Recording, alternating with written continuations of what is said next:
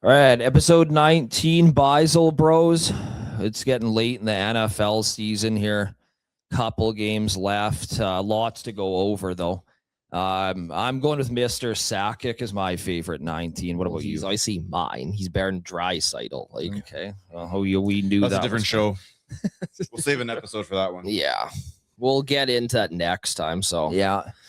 Let's just jump right into the Natty. I know you have a lot to say about it. I think that we had the right play finally in this game. 8.5 is what we took, and they capitalized late, got a late score covered. And I think the defense, I think the projection of what we had, the game was pretty accurate. Where do you rank Indiana, though, all time? Because obviously you and I know that that LSU in 2019 is the best team of all time, but where do they rank for you? Well, I mean, just based off of like what we saw, I mean, it's like a video game. This coach Cignetti, like this is the most unbelievable story in sports. Like I just think because it's college football, it doesn't get the hype that it would if it was a professional sport. But like this guy, literally, it'd be like I couldn't really compare it to anything. Like it's when you played those video games back in the day, right? And you'd pick, you'd always pick whatever, Auburn, Alabama. They're always like a 4 or 5 star school, and you get all the good recruits, and you'd win natties and all this bullshit, right? Like Indiana, like they didn't have a star, and when you went to go recruit kids back in this time, you just get all the 1-star fucking bums, and if they're red shirts, they were like 70 overall. It's as good as they. I know what you right? mean. Yeah, and you could the only pipeline you really had was Indiana. Like you're not going out and getting some guy from Florida, right? Unless he was a criminal. That's the only way you're going to attract him to your school, right? Yeah. Yeah, I mean, but things change, man. At one time, we played the video game. Alabama was a 2-star program in the early 2000s, right? 2 and 3-star. Even though they're in the SEC, like they weren't anything either. Then when Satan came in and started winning, that's when. Yeah, when they had a lull in those years, but I mean, their program's still the most winning, even without him. So Alabama's a really rich history. Indiana's just a basketball school. It's terrible at football. That's what they've been. Their best season ever is 9 wins ever in 140 years. So, right.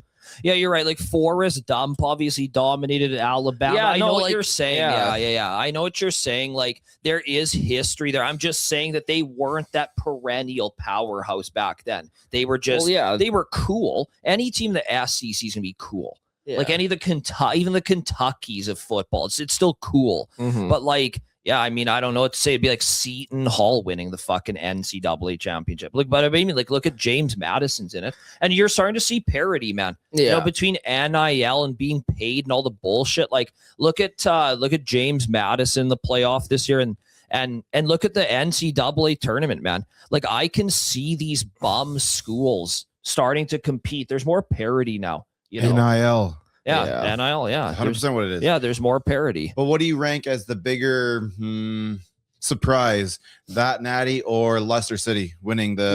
It's not even.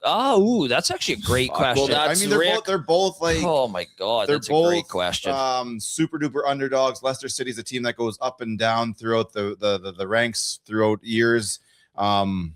To me, it seems relatively similar. I know one's professional, one's college, but when you just look at the teams and what they are to their league, they seem kind of similar. It's a great question. I mean, it has to be Indiana just because of the record, right? Like they won the title, which is like puts that the question, but then they had the undefeated record, which kind of I believe bumps them ahead of Leicester City.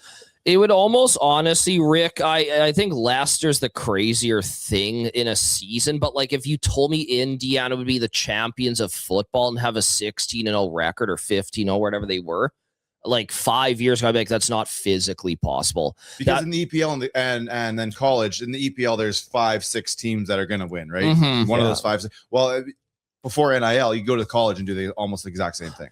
Yeah, no, I would say, I don't know. Like that's honestly, that's the only thing that's comparable. It'd be like if England, the Cowboys, and the Leafs all won championships in 2026. That's how fucking crazy this shit is. But like, that's such a great question, Rick, because you can kind of look at it from an odds perspective. Because I remember, what was it? Like last year, we were watching college football in Victoria, and I was like, I really like Indiana. I like the quarterback, like their team, like they were like ranked like 20th or something.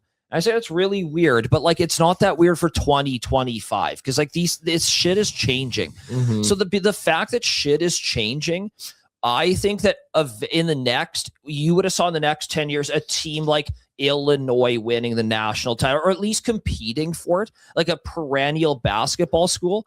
As far as odds for 1 year, because Indiana was a build-up. This wasn't they were 2-10 last year. Now they're 13-0 this year. It was a build-up of what was happening. If they were 1-15 like last year and won, then this is crazy. I think this is crazy. But what were they last year? They were in the playoff. Yeah, they were a good team. They were like 10-2 type. They were a middle team last year. So yeah, they took a they were ranked like they're ranked middle like of the 8th. playoffs. Yes. So like it just it's more of the program winning is unfucking believable. That's what it is. I'll just give you an example. Like Leverkusen to win in the German league last year's 50-1. And what they did, they're undefeated. It was unfucking believable. 50-1 to win the league. So they're a dog. They're like the 8th team out of all the German sides, right? Bayern would have been like minus like 350 start of the year. Like that was 50-1. Leicester was 5,000-1. So if we went around the office here and be like, hey, let's all pitch, $10, $50. We're talking $50 pays $250K. For these guys to win, and they won by 10 points. So great question, Rick. Really thought-provoking. I would say Leicester is crazier. Yeah, maybe the build-up because they didn't have that middle. But again, this is not your. I was going to say your grandpa's NCAA, which me and Rand, your grandpas of this shit now. So it's not the same thing. If they organically just out-recruited these teams with no NIL, nothing to just. And again, other teams are doing the NIL thing too, but you're just going to see more weirdness come into it. It's not going to be the same guys kicking ass all the time. But 5,000-1, that's like, that would be like putting me on the Oilers. You got to get 5.5 points with playing with Roslovic and fucking that ice guy, the ice man. Yeah. Like it's ice like, man. Yeah, that guy Wanye loves. It's like that would be ridiculous. Because I'm like a bum in like junior B. So it's like, that's pretty crazy. But then you look at Massive Field or whatever that beat Crystal Palace. I'm serious. 2 of their guys missed the game because their iron working shift was too long. It would be, dude, there's a lot to talk about here, man. I mean, that win is ridiculous, man. That is literally the equivalent. Remember when Ryan Smith played senior league in St. Albert or whatever, and he got headshotted? Yeah. Yep. That would be like that team beating the Detroit Red Wings. That's how crazy of an upset that is, man. But soccer is weird, man. It's so much ebbs and flows in soccer. But 2 of their best players missed the game. This bald guy with like a bandaged head scored for them in like the 80th minute. And these guys only practice once every 2 weeks. Like, these guys are not a real team. Be like, if we just formed an office team, we're like, we're going to really beat up McDavid time, win 4-3 in a shootout. It's like, yeah, sure, buddy. Like, but you're serious. Like, you put your whole bank account on it with some bookie in fucking Saudi Arabia. It's like, okay, sure, whatever. So anyways, great question, Rick. I'm thinking Indiana's probably a top 5 team of all time in college football. Yeah, I don't know how you even rank them. But this is the thing. They whooped everybody's ass. They didn't just squeak by, guys. They whooped ass, man, and they're undefeated. They did it without any players. Yeah, it's just such a cool team, man. I'm giving them a top 5 spot. I think Vince. I mean, you could maybe put. I don't know. I'm a little biased to one generation, but I'm thinking like maybe the Vince Young team could be. And maybe the Leinart one and. With Reggie Bush. Yeah, me and you are so old. We'll always defer to those guys. But honestly, it was just we haven't even talked to the game. It was just a really good game. It was. Carson Beck actually played really well. I was impressed by him. It's just once Fletcher hit that home run to start the second half, it just turned into a really good game. First half was a bit of a feeling out. Yeah, it was. Which really helped the under in the first half. Yeah.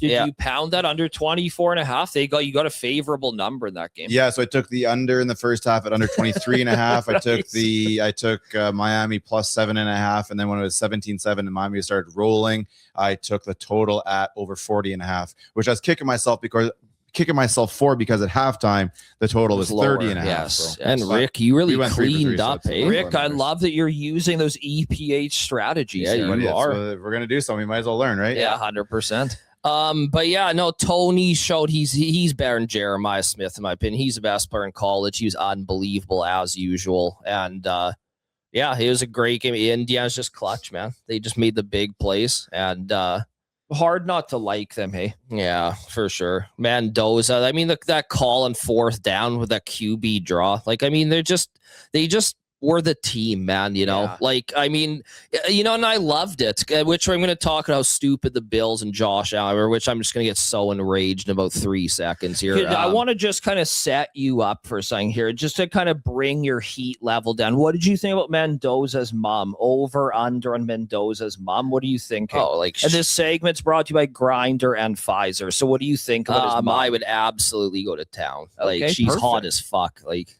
perfect.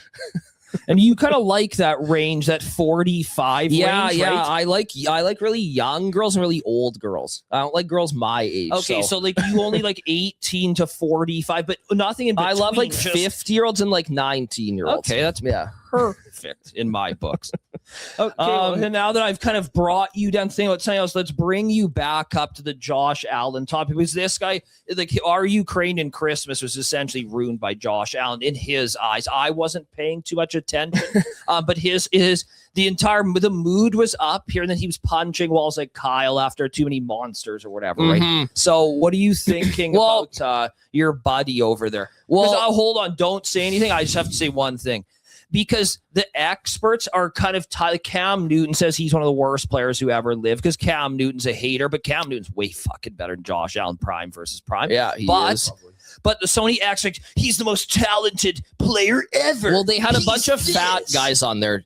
A bunch of fat asses like Damian, Woody, and Rex, right? Guys who played fucking center in high school. These guys suck at football. I'm 1,000 times the fucking out. These retards are. Rex is always gonna fucking lean towards the Bills though because he was there. Yeah. What do you think about Rex's foot fetish? Over under on that? I mean, that guy's like fucking clown. Anyways, the point of this whole entire thing is I just watched Brock Lesnar play football. Okay, I don't look.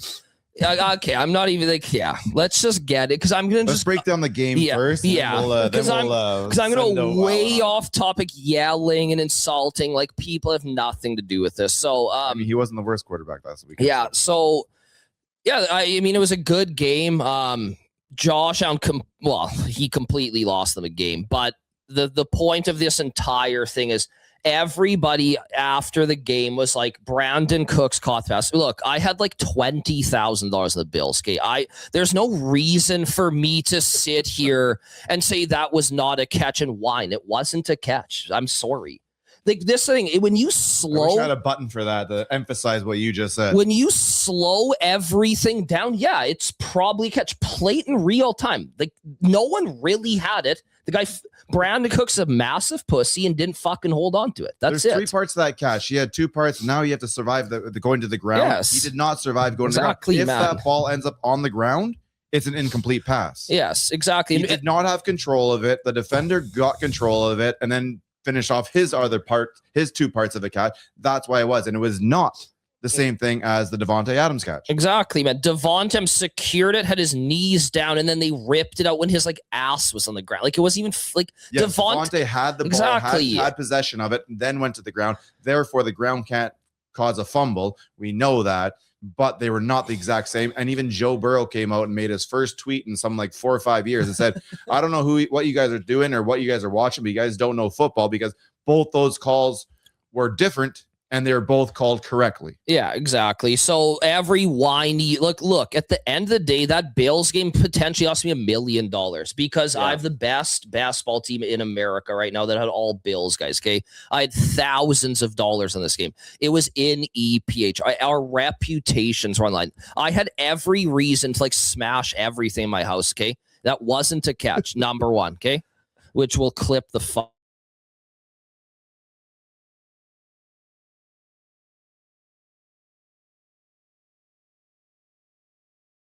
at the end of the day, man. It's when, I'm serious. If Lamar Jackson, Josh on switch skin colors, we wouldn't be talking about this. We actually wouldn't, man.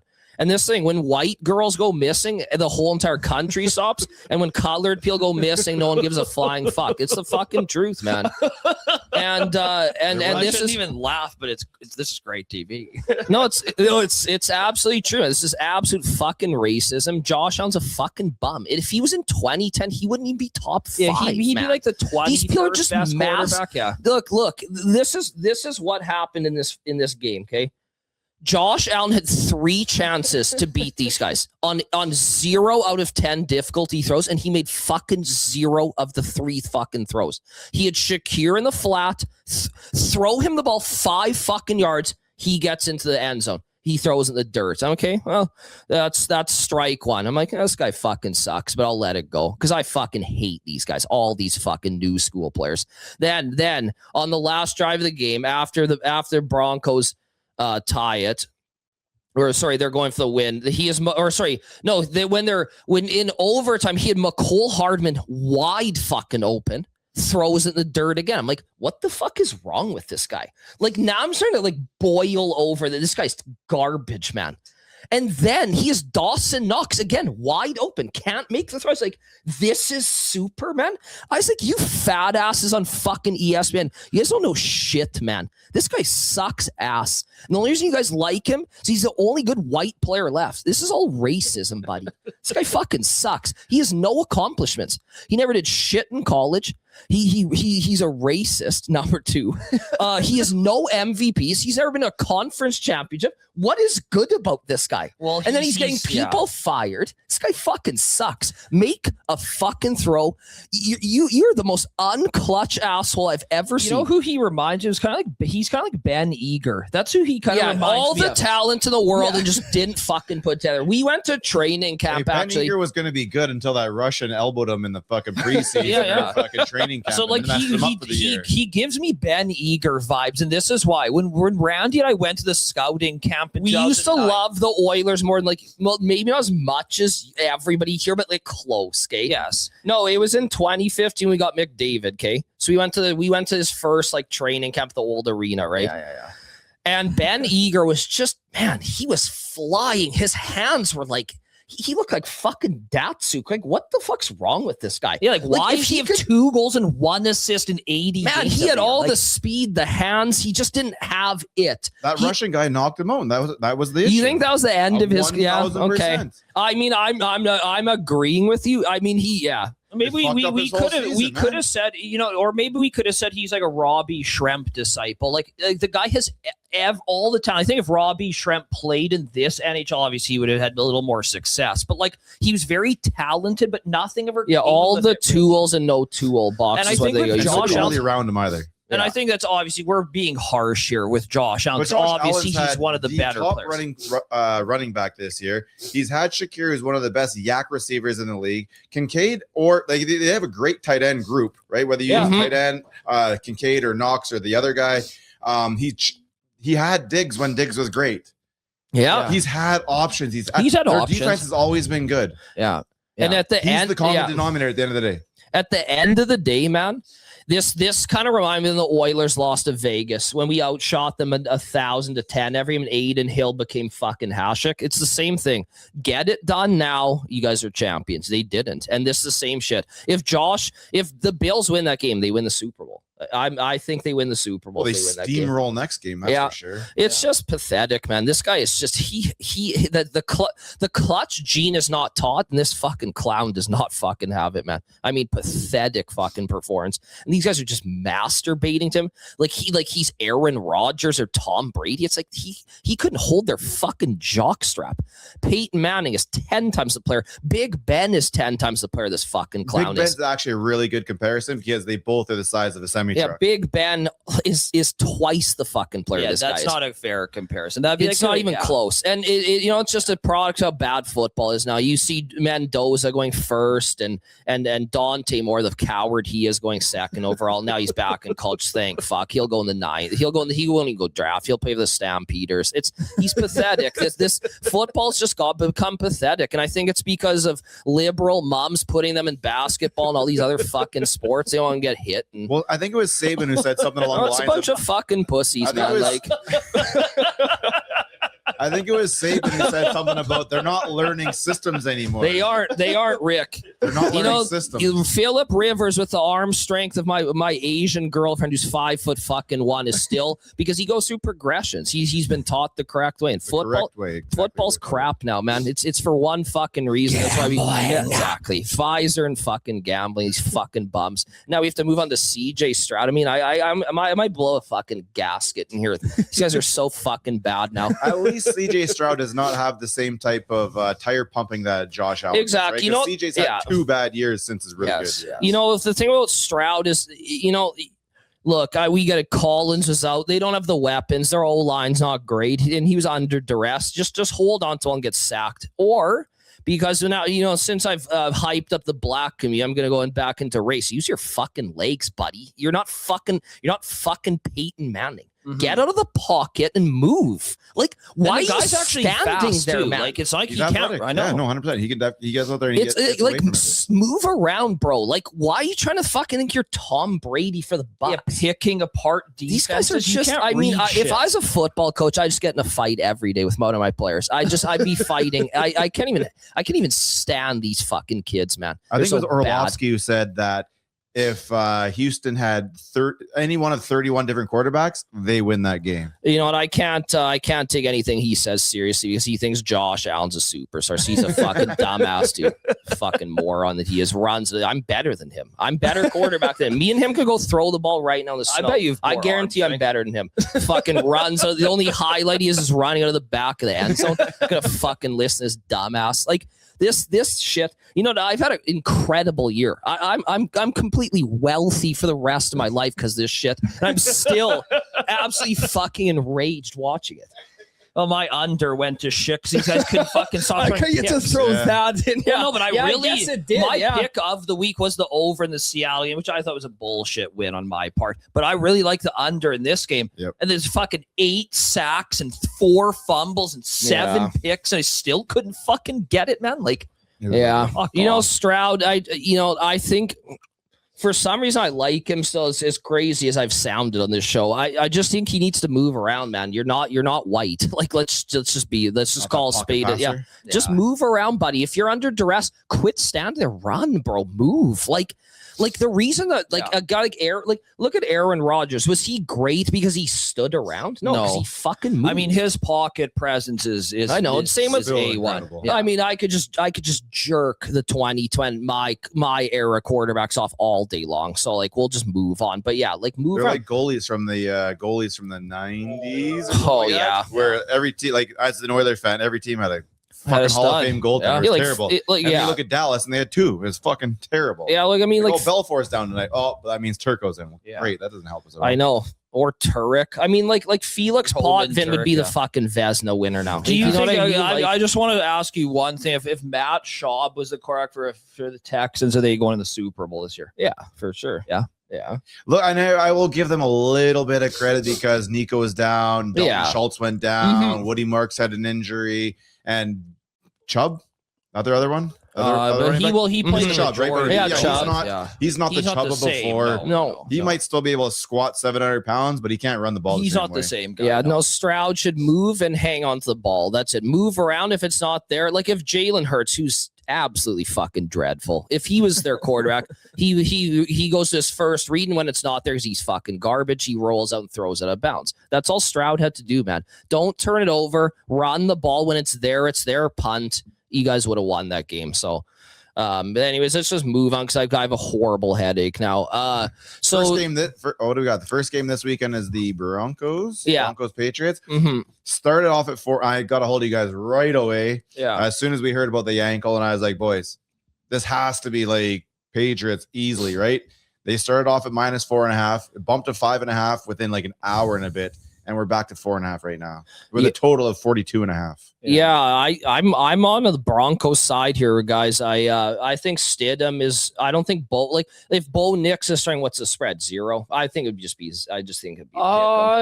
I would say maybe -1 for the Broncos. Maybe -1. Yeah. Is Nix worth 3 points? I actually don't know. Stidham is probably one of the best backups in the NFL. I think if you compare the two, I don't think he's worth that many points. With a low total, the Patriots have to win by a touchdown. I don't know. I'm not really impressed by the Patriots. No, I'm impressed by them. I think the Broncos win this game outright, though. Yeah, interesting. Yeah, I'm not going to dispute it. I think say money line. Yeah, money line. Yeah, Broncos money line is my pick of the week. For the record, not even money line right now is plus 205. Yeah, I'll be absolutely pounding that this week. Wow. Yeah. You know what? I don't know if they're going to be able to protect me. They struggled against Houston. Now they're going to go up against maybe an equal pass rush on Denver, right? I mean, it's really a tough game. Now. I really like Stidham. I think he's one of the best backups in the league. I would absolutely pound full confidence in him. Yeah, full confidence, man. Yeah, really? Yes. I think he's definitely better than CJ Stroud for sure.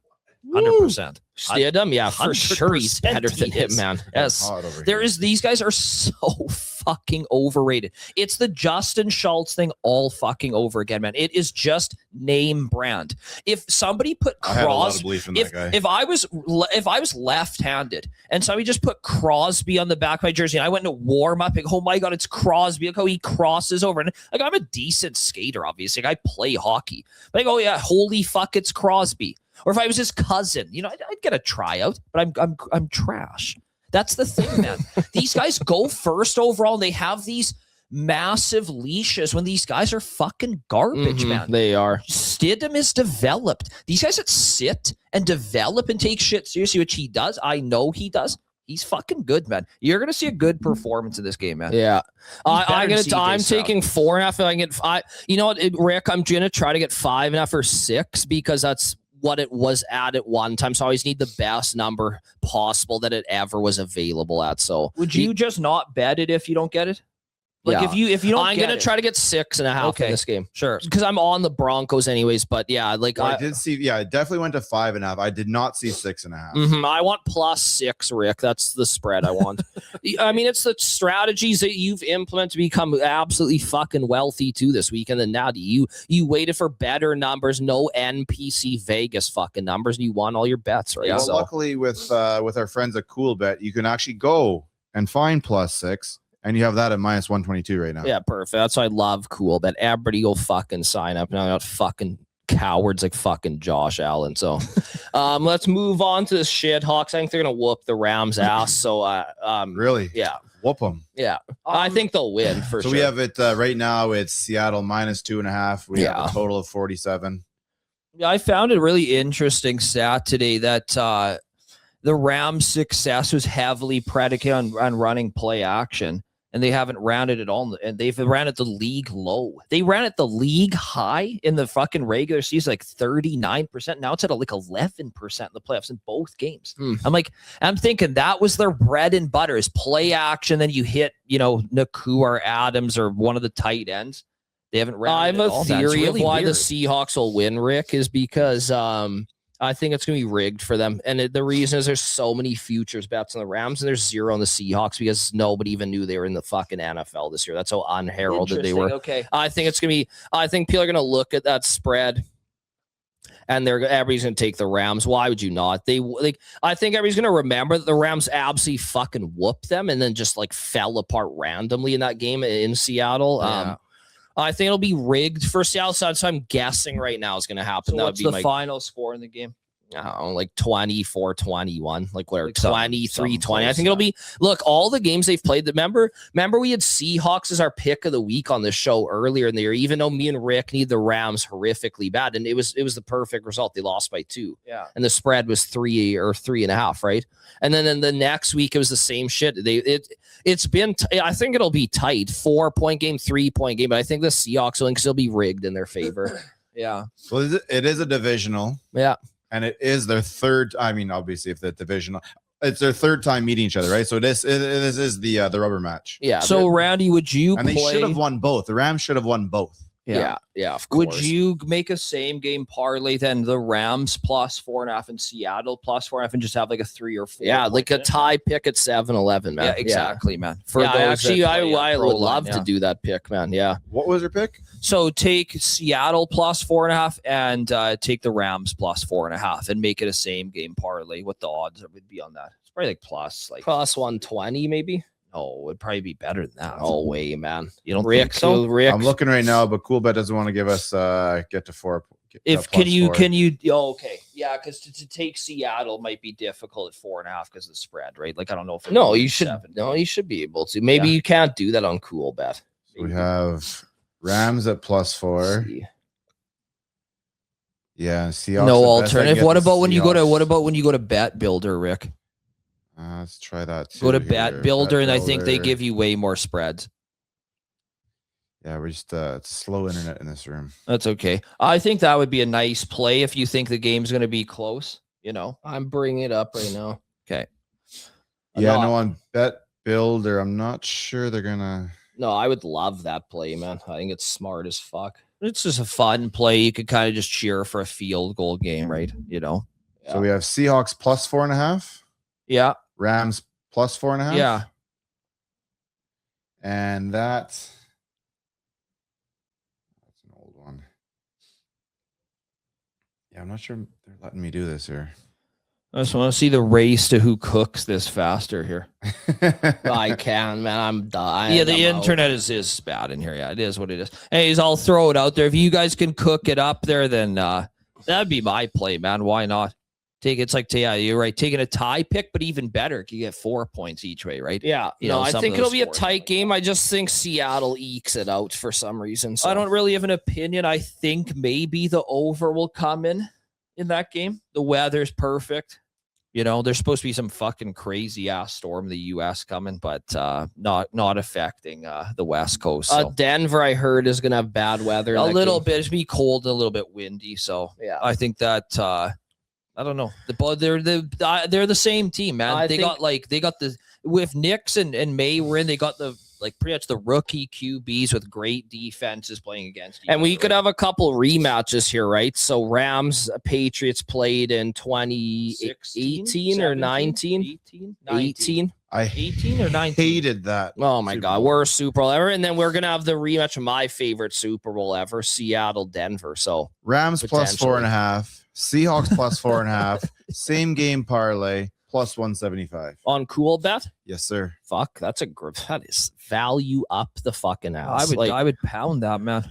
We have a lot of potential rematches at least for these Super Bowls. We do, yeah. Man. Whether you love, we might have a Seahawks New England rematch. Yeah. We might have a Denver Seattle rematch. Yeah. We might have an LA New England rematch. I mean, this as a neutral who wasn't gambling, this is the worst season in NFL history. It's not even fucking close, in my opinion. Yeah, are you just talking from a neutral perspective? Yeah, from a neutral. Yeah, because I mean the leader in rush yards is what, like 1590. I mean Myles Garrett sacks, but he did it with the extra game, right? So he didn't break it. He didn't break it. That's bullshit. Like in our opinion, he didn't break it. Because me and you are the biggest old heads ever. If you don't do it in 6 games, you didn't break it, so that doesn't count. Yeah, I mean a terrible season. No good teams. Terrible quarterback play. I think the bright spot was Caleb Williams for me personally. He was the bright spot. Me too.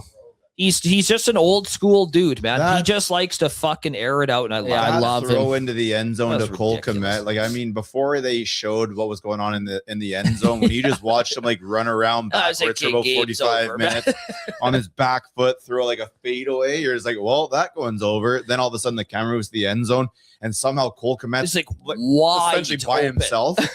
You've got one guy underneath him turning around, going, "Where's my coverage?" And another guy going, "I can't keep up with this guy. He's way too fast." Well, it's schoolyard shit, man. When you have a DB, it's 5'10", the guy's 6'6". I mean, how would you can't. I'm gonna put it out there right now. Caleb is the best player in the NFL in the next 1 to 2 years. I completely agree. Yeah, he'll be the best player in that. And you know what? I love watching him too, man. He's dating that guy in the Cubs too, and it's like really, yeah. The guy looks like Spencer Rennie. They were at the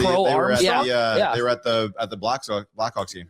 Whoa! Is this like that melted ice show? Yeah, because melted ice is trying to be gay. That now, right. The new melt ice, where Ovechkin sucks off Crosby or whatever the fuck happens that show. Yeah. Everyone see that picture of Ovechkin at the gambling last night at Park Casino in Vancouver? No. Just sitting at the I tables. love Ovechkin, Me too, man. Yeah, he's such a good character. Yeah. It's funny. Like, I'm obviously Ukrainian, and everybody's booing him when he came to Edmonton in the heat of that like war shit, and he's buying like homeless guys' coats and shit outside. Like, Just use your brain, you guys, man. A lot of NPC fucking morons in this man. fucking world. Oh, yeah. Idiocracy. Go watch. It's literally real life now. It's one of the greatest. Anything that ever. little greasy friggin' mal bag, as the Americans say, Rick, to this week? I've got one here. This is, I don't know if you guys kind of came up with it yet. You may have kind of spoke about it, but someone wants to know who's in the Super Bowl. I'm just going Denver, Seattle, because it's my favorite Super Bowl ever, and I want the rematch because I know confidently I'll make like 10 grand. Yeah, and if you want to come play hockey with us, we'll be at Riverdale before the game starts. So we do a tradition. We go play outdoor hockey at Riverdale before the Super Bowl starts. If you guys want to come, if you want to try and come dangle us, we're really dirty and like we're 220 pounds and like 6'2". Yeah, we like finish our check like us. Well, yeah, we're in Edmonton, Canada, as girls call it from the U.S. Yeah, so Canada, yeah, we're like what's like a Dale Hunter when Turgeon scored. We always finish our check. Yes, hell of a fucking call. Yes, we always finish. Okay, so Rick, we have this quick. 21 game suspension, I believe. Yeah, so Rick, me and Jared, we like infamously were the best NHL players on planet Earth in like the early or late 2000s. 2009 NHL never lost one game. If you guys want to get your ass whooped in a video game, and we were playing NHL 10. The game was terrible. They fucked the entire game up, but it was impossible to win on Superstar mode. So what me and Jared did was we played on a team because we couldn't win by ourselves because the computers cheat. They're way fast. Yeah. There's no skill, right? So true, man. Right. So what we did is we were the Sharks and Ryan Smith is our captain. This fantasy draft, right? And we were down 3-0 in the series to Dallas. And in the first round. In the first round, we're like, man, like we gotta just switch the way we play the game, man. So it's like every time Dallas has the puck, just hit them. Finish every time they pass, finish your check. Yes. Like so, I played this video of Dale Hunter absolutely like ramming fucking Turgeon into the boards after he scored and sallied in the playoffs, and it turned our entire season. We went to the finals. We not only did we come back because Smith blew it by Volkun in Game 7 for us because that was their goalie. Because you know when Smith blew it by Andy Moak that weak slap shot, we started to do it. Like, well, it has to work, but it did. Yeah, it did. Yeah, we went 5. We unfortunately lost in Game 5 to the Rangers in the final because Gaborik, as all dumbasses called him, fucked us. So remember Hasek fucking came out, Marian Gaborik and belted him. Do you guys remember that? 100%. He stacked the pads. That area used to be called the Ringette line. But it was. I remember that. Anyway, so Dale Hunter was kind of like the poster for that Sharks magical Stanley. We got a little bit of paraphernalia, like some sign stuff we found on eBay. Western Conference we light like candles around it before the games. We took this shit so seriously. You know what's crazy? Me and Jared talk about playing that franchise mode more than winning $1 million on DraftKings. So that's how much fun we fucking because of Dale Hunter. So anyways, next question there, Rick. Well, this is gonna be a little bit tougher because we don't have our little TV in front of you guys this week anyways. But someone said, hey, listen, it's been a rough year gambling. I need some help with some props this weekend. What do you guys have for me? Well, Randy has cooked up something very I'm glad you brought that up, Rick, because on Cool Bet, the special Cool Bet boosted pick of the week is I took RJ Harvey over 40 yards receiving. The reason is I think Stidham might check it down to him. He's had a couple games where he's at 70. He's one of those guys where you get him in open space, he might just go all the way. So I think he'll be involved in the passing game this week. And then the parlay I had with it was Jordan Whittingham over 30 because he played 80% of the snaps last week. So, and he had 2 catches for 35 yards. It was super involved. Devontae Adams is absolutely fucking washed. So, or he's injured as fuck, one of the two. So he's not really involved. The tight ends will be involved, but I think Whittingham's prop is like, it's like fucking like 12 yards or something. Like it's like something stupid, man. I would take Harvey and Whittington's yards as my prop, but I kind of went crazy with it. So okay, so Whittington over how many yards? I don't know what it is. I think it was 30, and then you had Harvey. I have 40. Whittington 30, Harvey 4. It's like plus 4,000. What was the odds on Cool Bet? It's like plus 3,500 on Cool Bet. Wow. Yeah, no, I think it's alive. Whittington was super involved last week, and he still will be. He's their third receiver, right? So when they're not having those big tight end packages out, he's playing a lot, man, and he's a big guy, very capable. And they've boosted it on Cool Bet as well, right? So you're getting a little bit better value. Yeah, Jordan Whittington and RJ Harvey. That was my picks. Rick, I don't know if you can find their actual props, but they're much lower than what I played them at. But I'm just going for a home run for fun. But I think if you're actually serious, I would play those for sure. So so you would take their props over each and it with the parlay, obviously, but like you're saying Whittington just is take like their normal props. And then Harvey's yards are like 18.5 or something like that. Yeah, right? take the normal yardage. But if you want to be a D-gen with me, take go on Cool Bets, sign up, and you'll get a way more boosted odds than any other site, right? So under the Beisel Bros pod. So perfect. Yeah. All right, boys. Well, I think that might be another show here. We have a couple of big games coming up on Sunday. Yeah. Then you know what? This is such a bittersweet time. These games are so fun. It's so awesome. But we unfortunately know there's only 3 games left in our season. Yeah. I don't know what we're gonna do from February till. Well, we can always find a winner. That's what we're known for. You know, it doesn't matter if it's Jordanian women's soccer. The heat jabs are blowing right in the wind. You guys know my famous gambling stories. Or we could just belt like that Nicaraguan tilted 4v4 soccer. Yeah. As long as the field's muddy in a certain area, they can't. You know what? You guys, the Oilers will be right in the mix. We'll talk about Oilers. We'll talk NBA. We love golf too, man. And we're gonna do a Wednesday golf preview show every week starting. We're also going to be doing March Madness. We'll have the Olympics. We'll have tons of. We'll have the World Cup, man.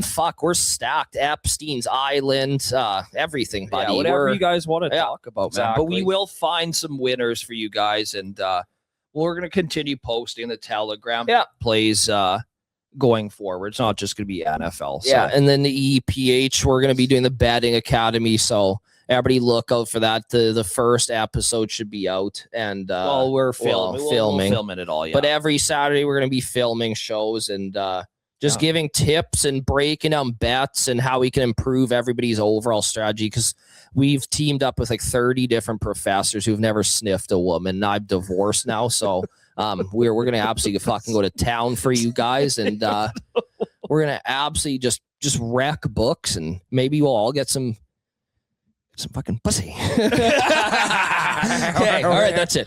Cut.